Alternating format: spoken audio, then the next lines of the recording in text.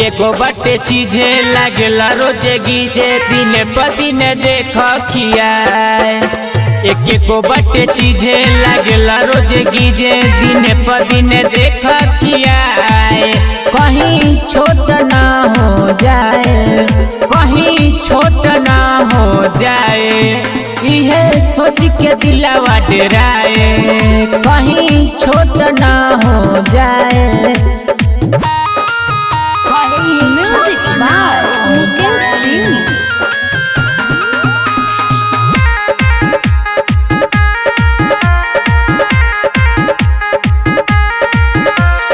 दूबर पतर बार हमर सैया रोजे रोजे काहे खेलतारा।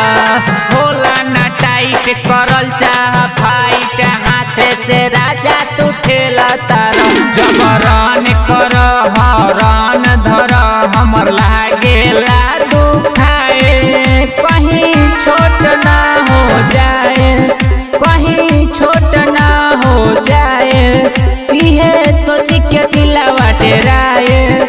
कहीं छोट ना हो जाए। एक बटे चीजे लागेला रोजे गीजे दिन प दिन देख खियाए।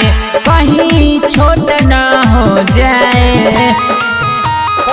Music by Mukesh Singh।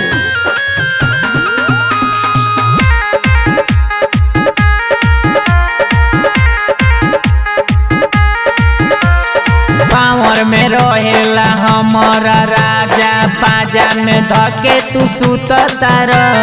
भोरे भोरे चाहतार कनसता तबे जके राजा उठतार।